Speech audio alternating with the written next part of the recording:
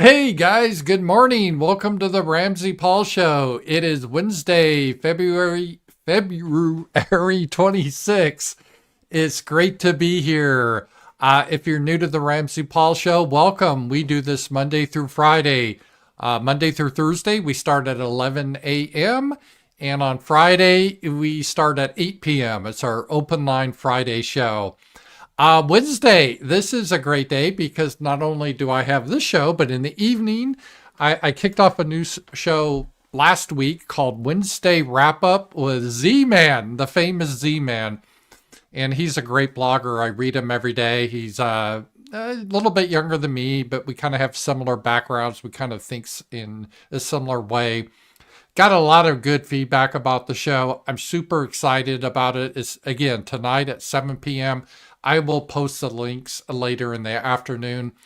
This week, we're going to talk about Nixon and Trump and the parallels between the two and the administrative state. And I think it's really interesting. It's going to be a great show. We do it an hour at 7 p.m. Central, and we cut off at 8. So if you have questions before the show you want in, there's a couple of ways to do it. The best way is Powerchats here. Let me see if I have that link up. Yeah, Powerchats. So if you want a question for Z-Man or me before the show, just send the Powerchat in and we will get to it. And by the way, same with this show. If you have a question, send in a Powerchat, or YouTube has Super Chats. I'm on YouTube. Rumble has rants. Love those. And Stream Elements has a tip feature. And as I said, we do this on YouTube, Rumble, and on X. So subscribe to those platforms. Last night, we had a great roundtable. We almost went 2.5 hours. If you're not part of the roundtable, you got to join. It's so much fun. It's really a community. It's more than just a political discussion. I think we really make a lot of friendships there, and we talk about a lot of issues. Sasha was on last night, and she brought up a lot of the issue of how many people just have this woke mind virus, and it's like they can't be friends with you if you think different than they do politically. It is like a cult. A lot of the people on the left are in, and we had a great discussion about that, kind of personal. And if you want to join those discussions, we do that every Tuesday night. And just join my Substack here. And it's a way to support me. And you can also be part of that every Tuesday night. We do that Tuesday at 7. So check that out. And also, if you join my Substack every Friday, I do a member-only video or column, usually a video. And then Monday through Thursday, I do a column every day. In fact, I did one today. And check that out. And those are free to everyone. Just subscribe to my Substack, might as well. So Substack is my main platform. I kind of went from Patreon, then I went to Gumroad, and then I left Gumroad, not because of censorship. It's still up. It's just they were having a lot of technical problems. I would post things, and the email would take like a day to get out. So I went to Substack. It's a more robust platform. A lot of people are on it, like Ann Coulter. Most people are on it now. And it's a great tool, and they don't have censorship. So follow me on Substack. That's my main platform for people that support me, and I really do appreciate your support. Unlike a lot of people, I don't get USAID funding. I count on you, and I do appreciate that. So a lot of stuff happening tonight at 7 p.m. Central. I will be with Z-Man, and we'll talk about Nixon and Trump. It should be a great show. I'm already doing prep on it. I'm excited about it. All right. Today's show, I'm probably going to keep to an hour just because I have the show later tonight, and I have some stuff I need to get back to Fayetteville to do real quick, briefly today. So we'll probably keep this an hour. So if you have questions, go ahead and send them in on either Super Chats or Power Chat or Rant. I do appreciate that. All right, we'll start out with some of the foreign news here. And yesterday, and I wrote my article about this on Substack, but yesterday afternoon, I was checking my phone, and I saw some sources on X, Douglas McGregor and other people that I consider usually legitimate. They're like, a peace deal has been reached between Putin and Zelensky. I'm like, what? How did this happen? It didn't make any sense because they weren't even negotiating as far as we know. In fact, Zelensky put in his constitution that no Ukrainian is allowed to negotiate with Russia. So how the hell they get a peace deal? And Putin, he's been very friendly, but he's made it clear that Russia's not giving up any territories. And Zelensky's made it clear that they want everything back, including Crimea. So it's like, well, wait a minute, what's happening here? I know that Trump and Putin had the initial phone call a couple of weeks ago, and then Marco Rubio and the Russian counterpart, they met in Saudi Arabia. They had a good conference for 4 hours, but as they both said, it wasn't really about Ukraine. It was more of how to open up diplomatic relations with each other, which makes sense because even during the Cold War with the Soviet Union, we kept our diplomatic ties so we could communicate with each other. It's really crazy how we ended up in the past 4 years where we just cut off all communications with another superpower. So Trump restored that, but it really had nothing to do with Ukraine so much, or very little. And after the meeting, they said, yeah, we know Ukraine's an issue, and we're going to set up a special task force to look into it. The Americans will appoint some people, then the Russians will, and they'll make some proposals or something like that. So that's good. I mean, we're on the way, I think, to peace in Ukraine, but just out of the blue, a peace deal. And I'm like, nah, this is fake news. And it was fake news. There is no peace deal between Putin and Zelensky. What they got confused with is supposedly, and I say supposedly, this was reported by various news outlets. And I do think Zelensky said this, but Zelensky, I've learned, is a habitual liar. The Russians learned this years ago. And now China figured that out. Now America's figured this out. Zelensky will say one thing to your face, and then an hour later, he will dispute it. That's how he is. And it's just not a one-off. That's how he operates. A recent example was at the Munich Security Conference. He told Rubio he was willing to work out a mineral deal. And then an hour later, he was complaining to the press that this was outrageous. He would never accept such a thing. So he's all over the map. But supposedly, as of yesterday, he might have changed his mind today, that Zelensky agreed to a mineral deal, and he's going to come to the United States next week to sign it. And this is, I think, what got people confused about this whole mineral deal. And we'll look at some of the specifics, and I will go into it. One, Ukraine will jointly develop their mineral resources, including oil and gas, with the help of the U.S. Well, okay. There's one big problem about the rare earth minerals. Not that I'm an expert about them, but just reading about it. Most of the rare earth minerals are in eastern Ukraine, which are under the control of Russians. So I don't know really what that means if they don't have control over them, but okay.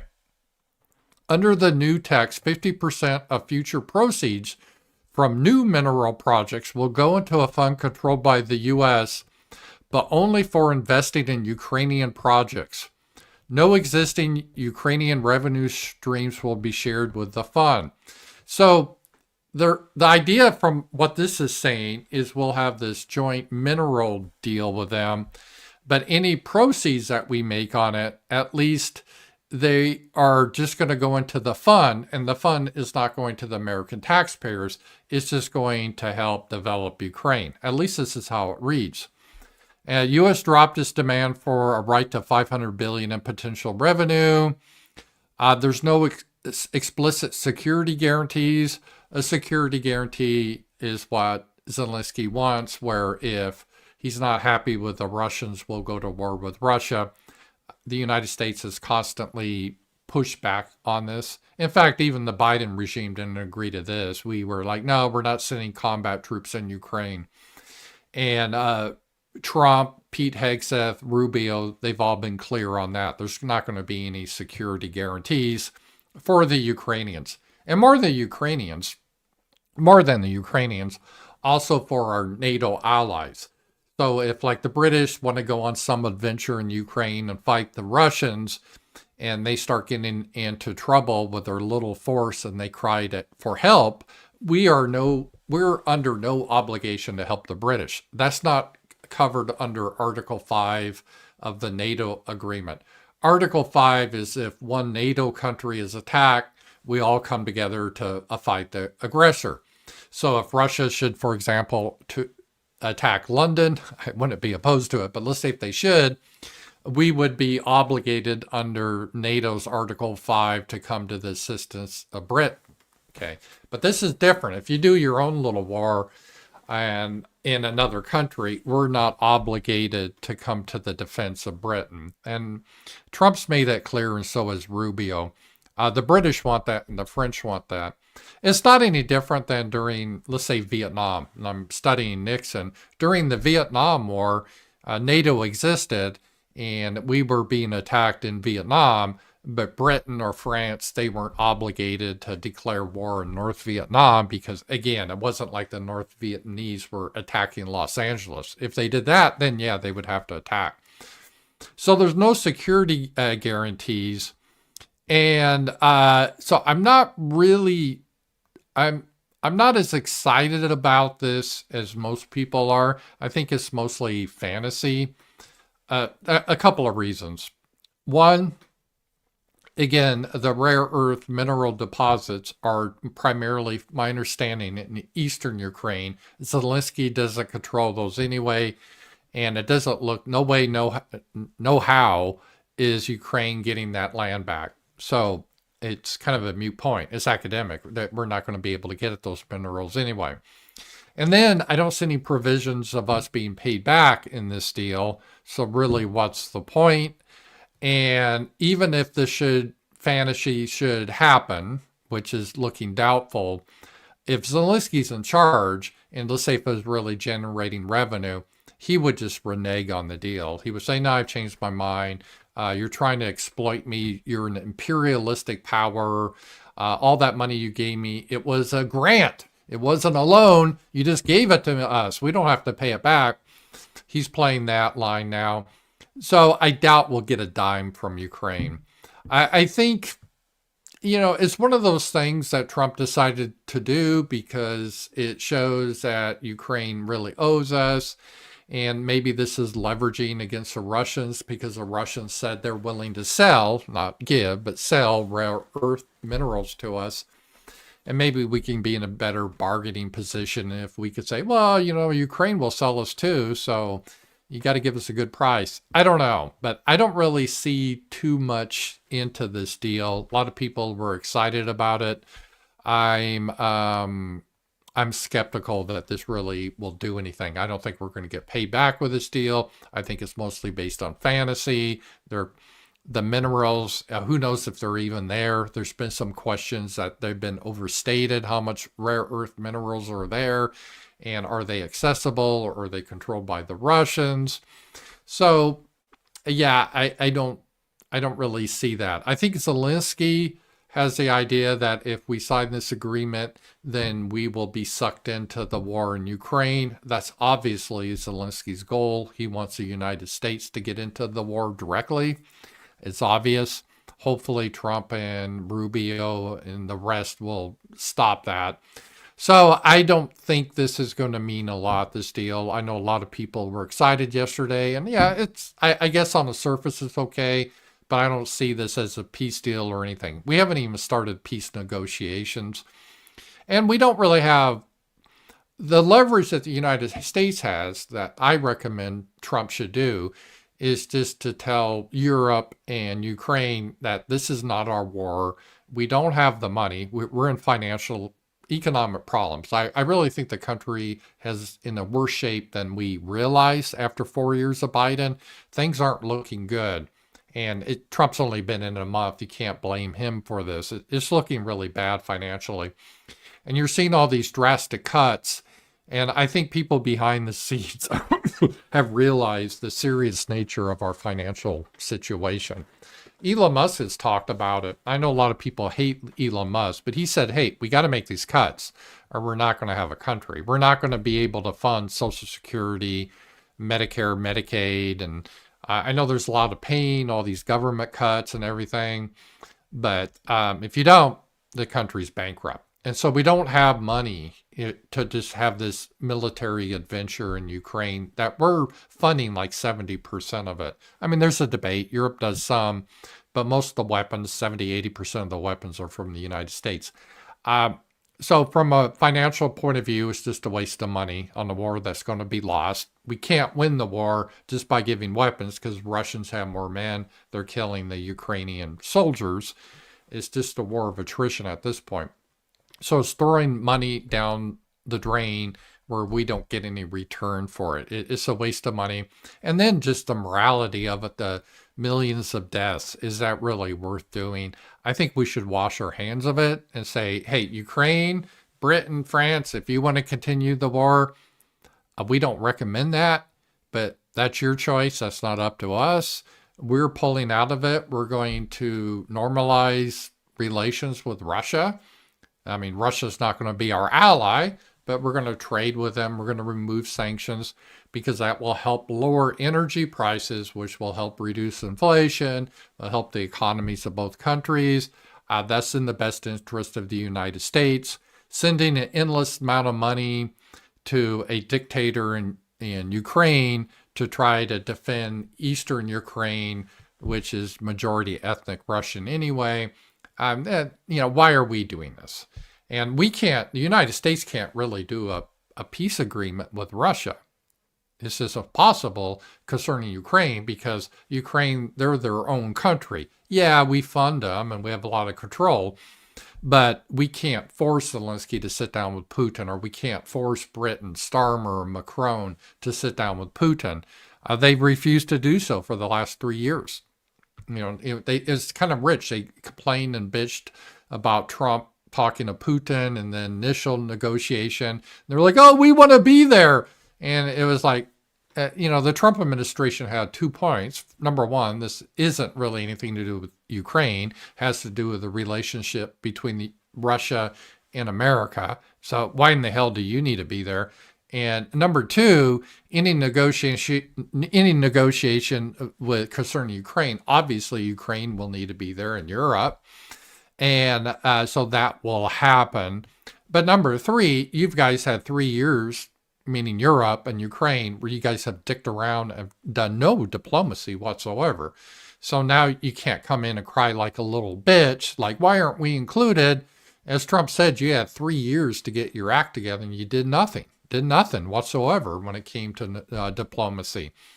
You chose to treat Putin like he's Hitler, going to take over the world, that myth. You made it into a comic book type of scenario, good versus evil. And now we have serious men trying to resolve the issue and you're crying about it. Well, you had your chance and you'll have your chance again. So this could happen where Trump, and I hope he does happen this way, that he'll say, well, we'll do the best we can, but we're soon washing our hands of this mess. And that means no more military aid or giveaways to Ukraine or Europe. If you guys want to continue the war, it's going to be tough without us. But I guess that's your choice. We don't recommend it. We think it's pretty stupid. But I mean, you guys free to do what you want. But we're going forward and restoring relations with Russia, and we're moving ahead. You guys do what you want. And that's why we've had the hysterical reaction from Europe, because Europe, they're very weak. They have deindustrialized over the past, well, really since World War II, but it's accelerated the last 30 years. And their armies are very small. They don't have the capabilities to make much ammunition or weapons. Could they eventually create such a society? Yeah, maybe. But you're talking decades. And is there a political will to spend all that money on an army and weapons when they spend so heavily on their social engineering, the free healthcare and all that? And their economies are pretty well bankrupt too. And they're being flooded with third world immigrants. I don't really see Europe being able to take up the fight, and they know that. So that was a big story yesterday that popped. So sadly, no, there isn't a peace agreement. There may be an agreement with Zelensky concerning mineral rights, but the agreement doesn't really impress me whatsoever. So, but we'll see what happens. But that is what's happening there. The other big thing we saw in Europe, and JD Vance brought this up, is that Europe's no longer, for the most part, democratic or free, which is another irony. Why are we fighting for Europe? And what happened here is the leading candidate in Romania is supposedly a democracy, and they had their initial like primaries elections and he was leading. So the Romanians decided what to do about the situation. This was with Europe's approval, is just to cancel the election. So that'd be like in the, let's say the election with Donald Trump and the polls showing he's beating Kamala Harris. It'd be like if Joe Biden just canceled the elections. That's what Romania did. And so they're supposedly going to have more elections. Like, okay, well, we'll reschedule them. But now they've arrested the leading candidate, because the candidate that they arrested, Colin Georgescu, is pro-peace with Russia, and the EU doesn't want that. And so what happened, here's actually footage of the Romanian secret police arresting the leading candidate for office. Nu știu după el, și-au cerut avocatul.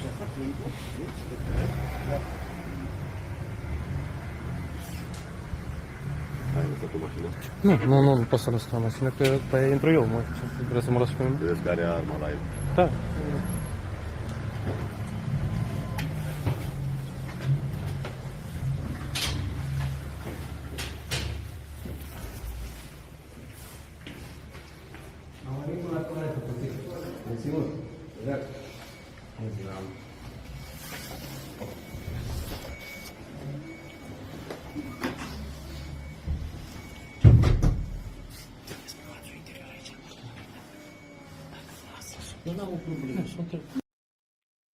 So, I mean, it wasn't that exciting footage, but they did arrest the leader.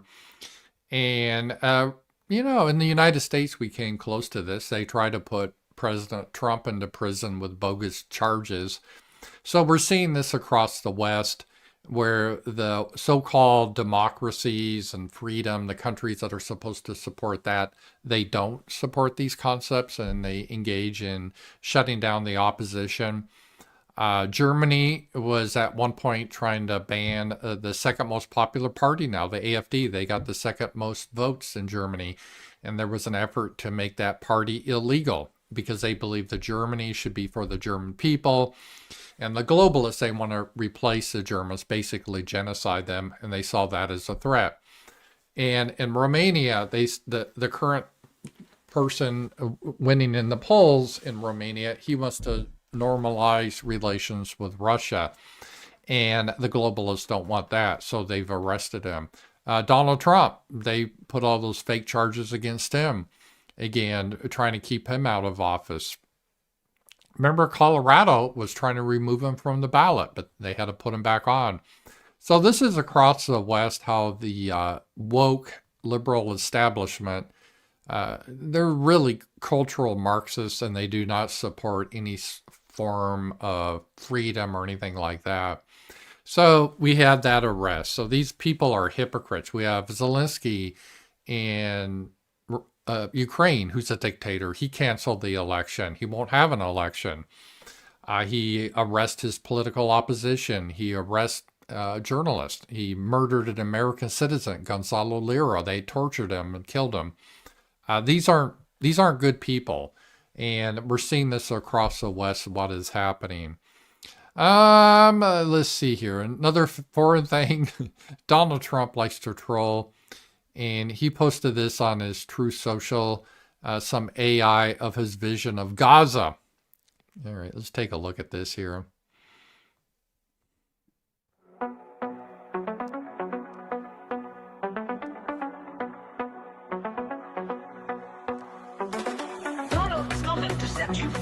bringing the light for all to see. No more tunnels, no more fear.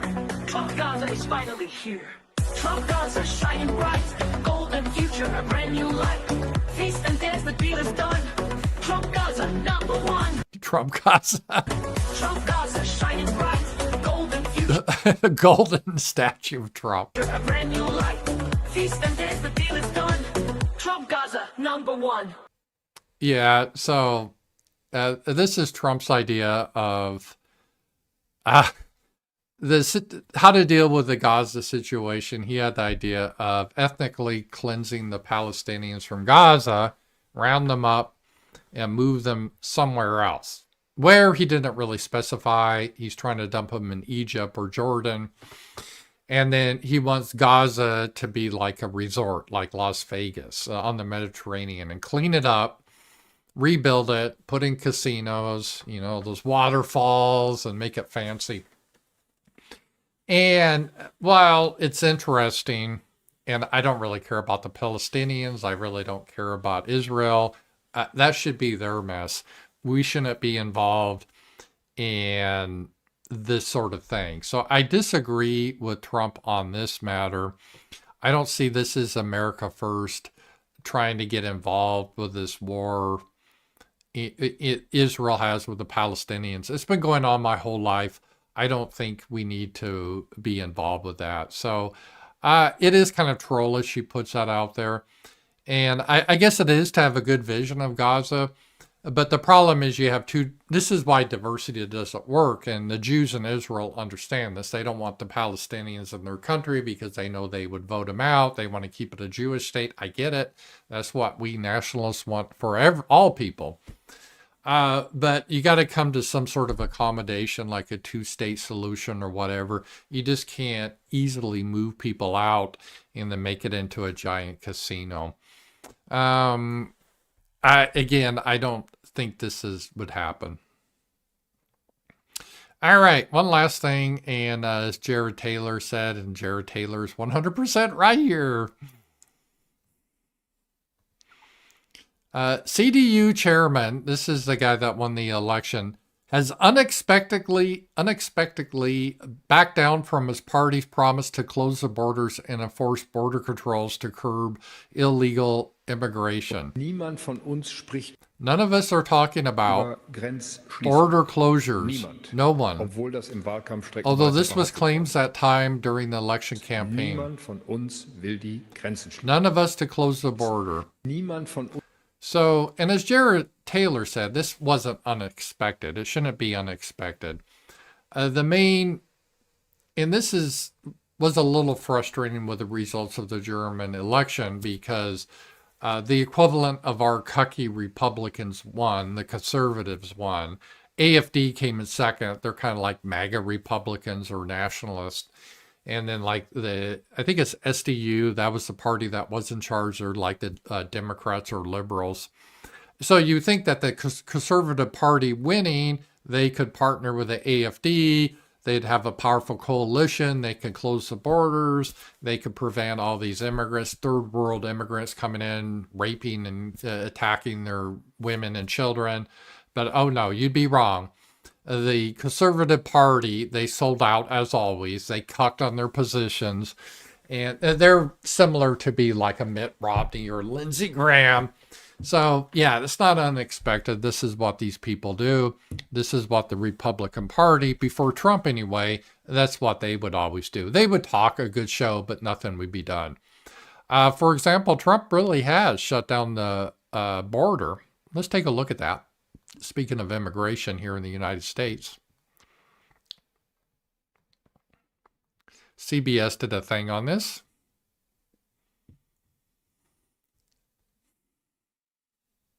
From the same time last year, it is quiet here at the U.S.-Mexico border, where illegal crossings are down by more than 90% from the same time last year. In fact, over the weekend, the Department of Homeland Security reported the lowest single-day tally in migrant crossings here in 15 years. And we have been riding with Border Patrol agents here in the El Paso sector of the border, which covers West Texas and New Mexico, and we have yet to see a single migrant. We have seen Border Patrol agents, Department of Defense personnel, including National Guard troops and vehicles and barriers, but no single migrants or asylum seekers yet. They're not migrants, they're illegal aliens.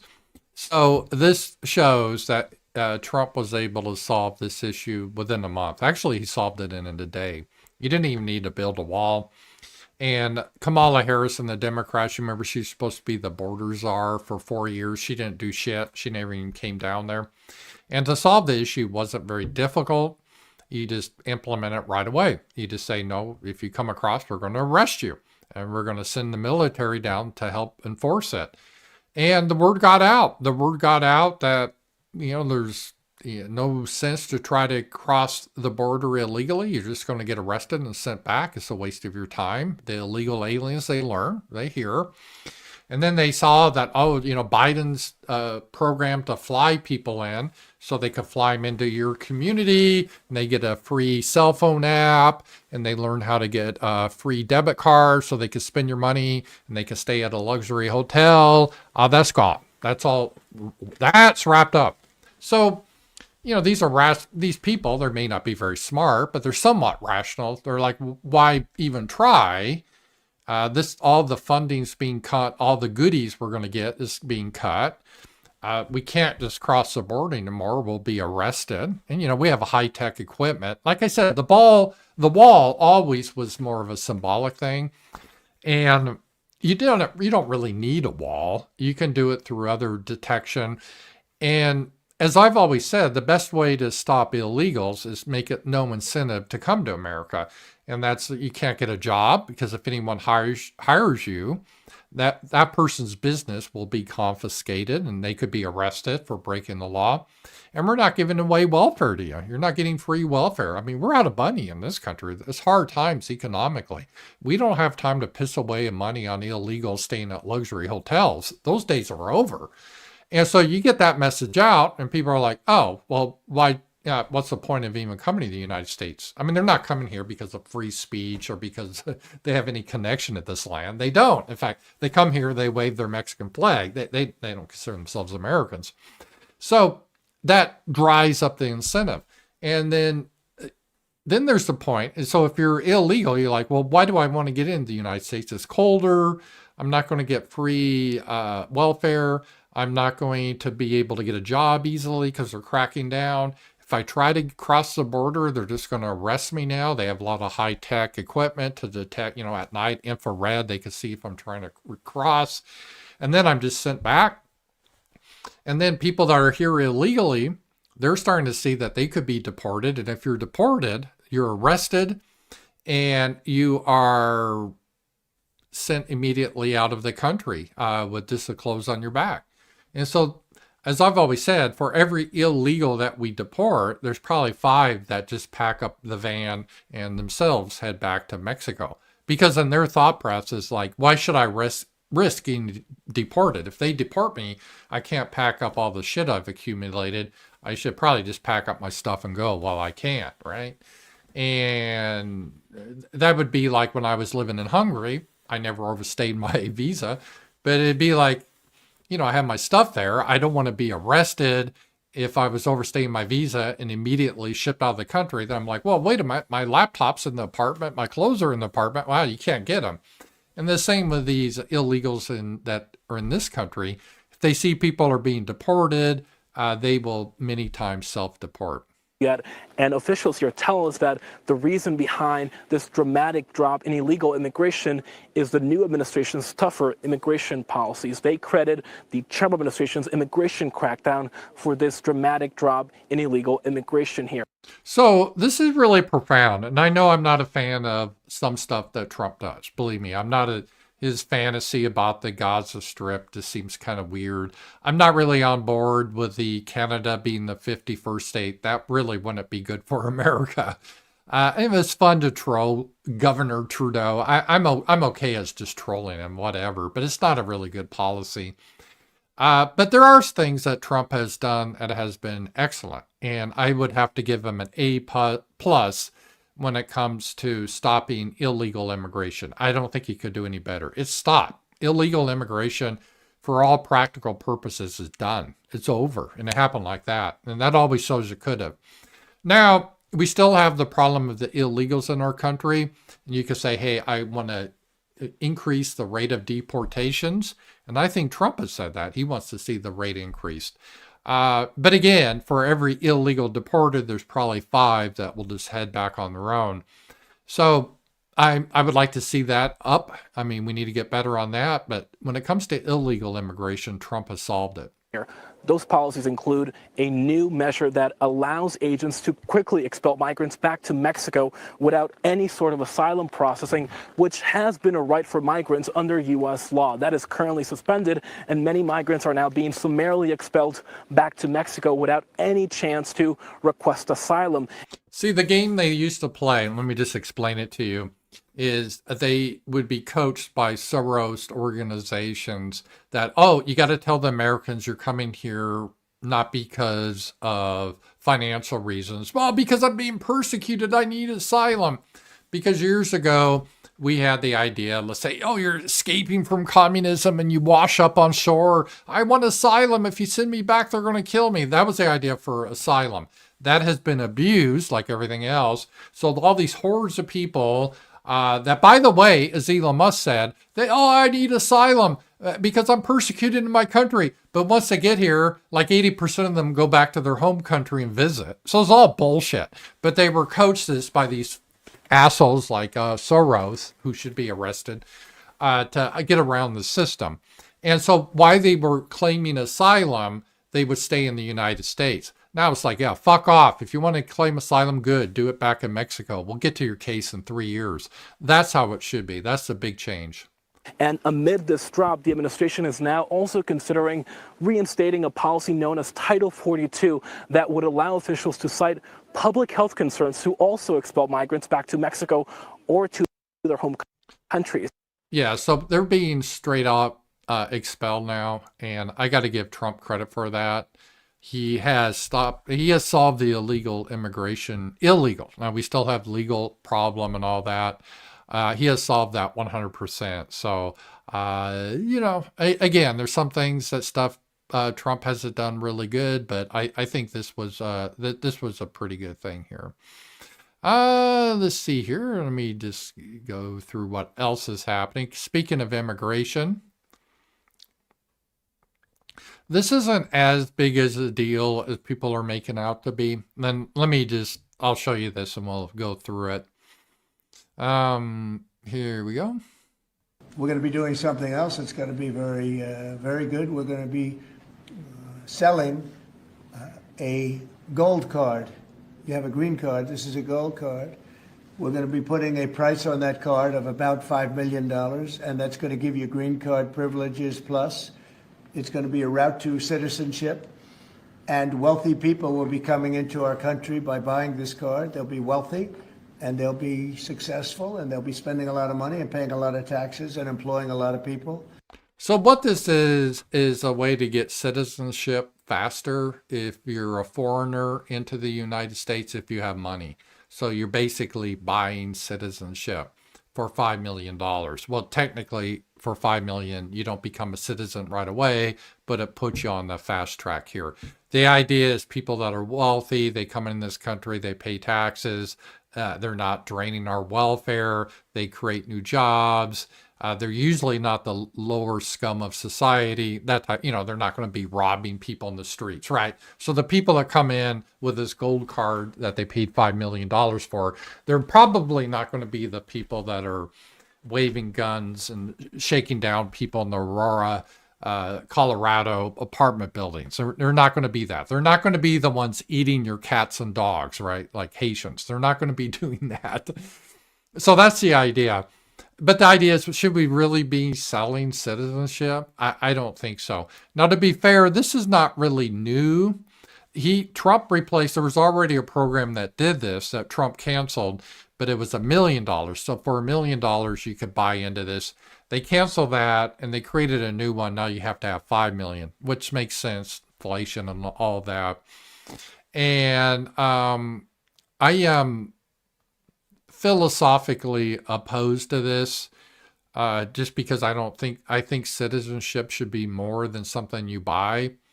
And I don't want a bunch of rich Chinese, for example, that come over that don't, or Indians that don't really share our values, but just because they have money, they can be a citizen.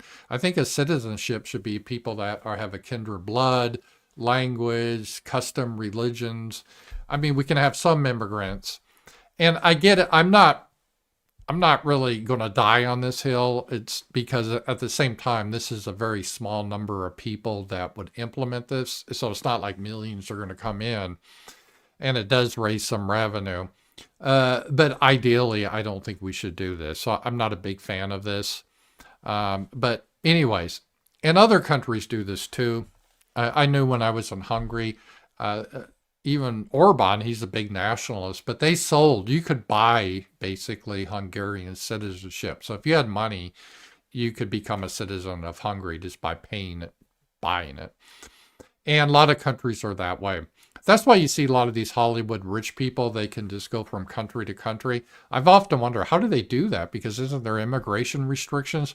Well, if you have a lot of money, you play by different set of rules. Immigration restrictions really don't apply to you.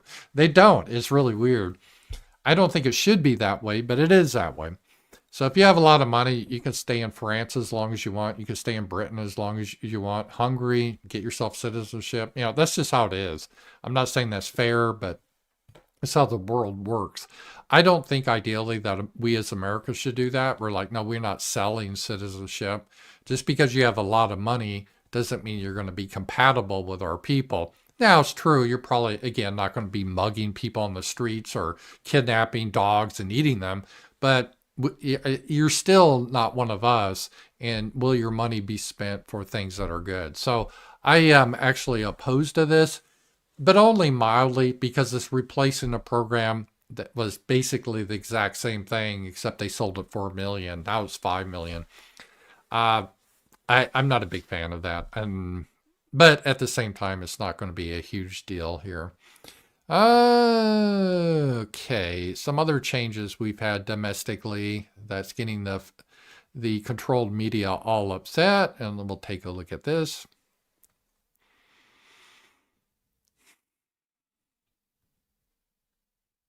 The White House Correspondents. As you all know, for decades, a group of DC-based journalists, the White House Correspondents Association, has long dictated which journalists get to ask questions of the President of the United States in these most intimate spaces. Not anymore. I am proud to announce that we are going to give the power back to the people who read your papers, who watch your television shows, and who listen to your radio stations. Moving forward, the White House press pool will be determined by the White House press team. Legacy outlets who have participated in the press pool for decades will still be allowed to join, fear not, but we will also be offering the privilege to well-deserving outlets who have never been allowed to share in this awesome responsibility. And what this is she's talking about, and this, it does make sense. The press have become like a priestly class. It's almost a dated concept. Remember, because the reason for the press originally, communications wasn't very good. And let's say it's 1920 and you're a farmer in Nebraska. Well, you know, how do you know really what's going on in the world? You don't. I mean, the communication's not good. I guess there's some basic radio, but mostly how you would get your information is from a newspaper. And the people that would get the information were the journalists. They actually went out and tried to investigate what was happening. And that's what they developed the 5 W's. Who, what, when, where, why. That was their job, basically, is just to describe to you what was happening, hopefully in a non-biased manner. Now, they were always biased, you know, but that was the ideal. So they're just there to get the information to you guys. But because of technology, you don't hardly need that. I mean, because if people can see stuff in real time, you don't need the middleman. The press has become the middleman somewhat. And it's become even more so with the internet. We can listen to other people than like from ABC, and the press themselves, the journalists, the mainstream have become very corrupt. They don't really think of themselves as reporting news. They're trying to enforce a narrative. So they have whatever the left-wing narrative is, they try to enforce. and they engage in just propaganda. They're not really reporting the news anymore. To be fair, there's not a need to report the news anymore. So that's what they're involved with. And they become more like political commissars. So then they try to hurt people that have a different point of view. And they try to silence them, censor them. So the whole notion of the press has really changed. So the White House is like, why should we just give access to like ABC, CNN, CBS? Why don't we give access to people like RAMZPAUL or I'm not big enough, but other people, right? Maybe Styx Hexenhammer on there asking questions. Why not? Why not? That's the question. Just like we added a new media seat in this briefing room, legacy media outlets who have been here for years will still participate in the pool, but new voices are going to be welcomed in as well. As part of these changes, we will continue the rotation amongst the 5 major television networks to ensure the president's remarks are heard far and wide around this world. We will add additional streaming services, which reach different audiences than traditional cable and broadcast. And she's young and she understands this, that with even myself, I just get everything off the internet now. Like I repeatedly said, I don't have broadcast TV. I don't think I would get reception here. My TV, I do have a TV, but it's connected to the internet. That's how I get everything. And I think a lot of people are in that, especially young people. I mean, how many young people, it's not like 1975 where you would go home for the evening and turn on CBS News with Walter Cronkite, and he would tell you about the Vietnam War. Now you see what's happening in Ukraine in real time. You have various commentators, some in Ukraine, some in Russia, in America. So the world's really changed. This is the ever-changing landscape of the media in the United States today. We will continue to rotate a print pooler who has the great responsibility of quickly transcribing the president's remarks and disseminating them to the rest of the world. And we will add outlets to the print pool rotation who have long been denied the privilege to partake in this experience, but are committed to covering this White House beat. We will continue to rotate a radio pooler and add other radio hosts who have been denied access, especially local radio hosts who serve as the heartbeat of our country. And we will add additional outlets and reporters who are well suited to cover the news of the day and ask substantive questions of the President of the United States, depending on the news he is making on that given day. As you know, this would be like, well, who would object to this? Well, the media objects to this, as established media. They acted as gatekeepers for years in determining who could participate in the press conference, and they're not happy of losing that control. So I think that's a good thing. Obviously, they're screeching about it, the mainstream controlled media, but that has been a good thing, and I really do appreciate that happening here. All right, let's see here. The Congress is coming together with a spending bill. A lot of people are talking about, we've been a lot of, let me see here. Yeah, let me show you here what this is going to entail. This is Congress, and here's what it is. Breaking the House GOP passes budget bill, which ends taxes on tips, overtime, and Social Security. So this is pretty huge. If it passes, it's got to go through the Senate, and is pretty. What my question is, I love this. It's a disclaimer because it won't be long. I'll be able to get Social Security, and I don't think there should be taxes on Social Security because you've already paid taxes on it. How Social Security works, if you guys remember, it's not a welfare fund. It's something that you put in every paycheck your whole life that you would otherwise have. You could invest or save. Now, the government didn't allow you to do that. It just took it from you. And the idea was, well, you may blow it. So what we're going to do is we're going to take this money from you. We're going to save it for you. And then when you turn a certain age, we'll give some of it back to you. And I will get into that controversy, but that's the idea. So it's like a forced savings plan. It's not welfare. They took it from you. And you were already taxed on that money. So when you made revenue, back at over, like for me, over 30 years in employment, let me see, 85, 95, 40 years in employment. I started, I even started working. When did I start working? Probably I'm trying to think of when my first job was, 79. So it's a long time. I've been having taxes I've been paying my whole life. So you pay your whole life into this fund, and all the money that you make, you get taxed on. And now they want to, when they give it back to you, they want to tax you again. It shouldn't be taxed. So I'm 100% for that. They should end taxes on Social Security. Tips. I'm for that. Because if you guys ever give a tip, if you guys give like my super chats or power chats, is that a tip? I don't know. I would think it would be. So I'm pretty excited about that idea. So I would be for that. My question is how will they determine really what's a tip? Because I think everyone will want to work on tips then, right? It'd be like, pay me minimum wage, but give me tips. Or I don't know how that would work, but I guess your employer, that wouldn't be tips. It's just if the customer gives it, and you guys are like my customers, so that's all tips. So this would be great. I wouldn't have no taxes. And overtime, okay, I'm okay with that. So I'm okay with this. I think it's pretty good. It'll be definitely awesome if this happens. And I support this budget bill.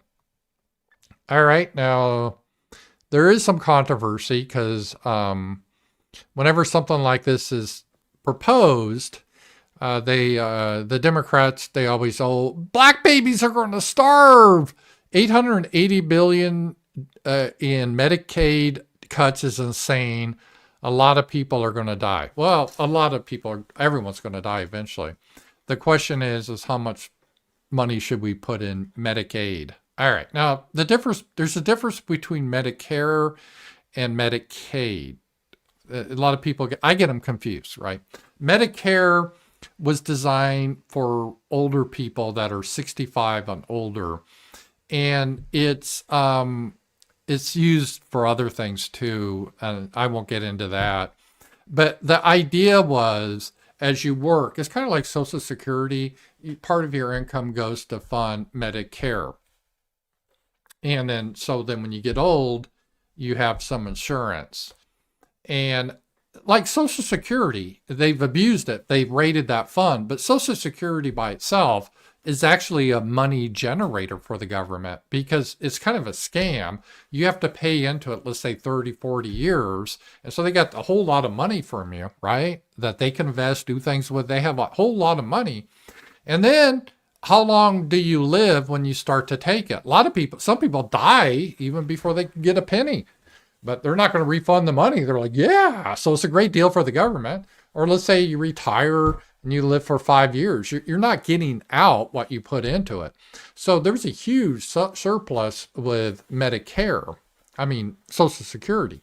But they raided it, the government, they stole it, which I consider embezzlement. They should go to jail for that. But anyway, that Social Security was in that situation.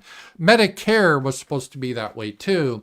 You put all your money in, and then when you turn, right now it's 65, then the government will pay part of your medical. It's not 100%, but it will cover like your hospital stays and stuff like that. Now, it's not really that great, and most seniors, they get like a supplemental insurance to help pay for things, because if you're on Medicare, you just get basic stuff, but it's something.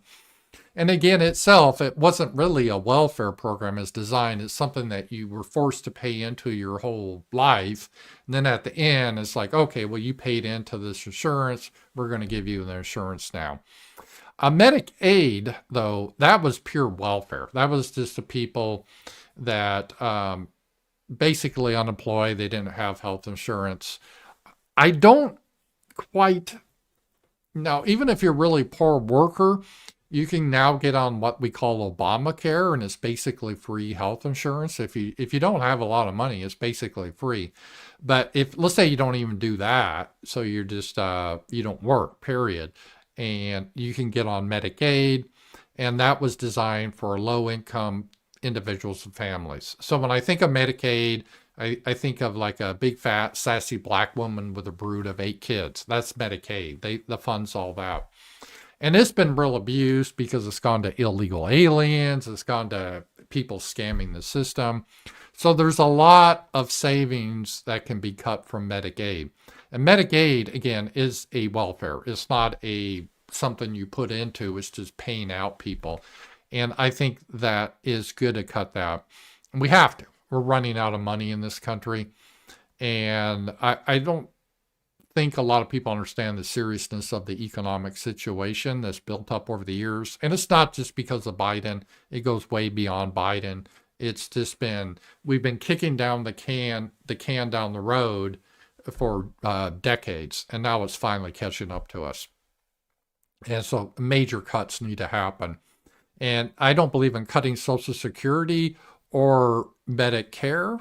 I mean, because those two programs, again, aren't welfare programs. They, for the most part, some people start to get into it, but it's something you put in your whole life for. Medicaid, on the other hand, is just a pure welfare program. And I'm okay with, I would get rid of the whole thing. And if people want to give it a private charity for people, that's fine. But that's a big one, and it's really abused. And so that will be a good one. So expect to see a lot of hysterics about that, because that's in the budget too. So again, this proposed budget, it will cut taxes on tips, on Social Security, and if you work overtime, any of the overtime you work, you won't have to pay taxes on the additional hours. And there's cuts in Medicaid, not Social Security or Medicare, but Medicaid. I support it from what I've heard of it so far. Now the left, they're going to scream, they're going to do their sad stories about how little black children are going to starve now or whatever. But I think it's a key thing that has to happen here. Let's see here. I'm gonna. Yeah, right.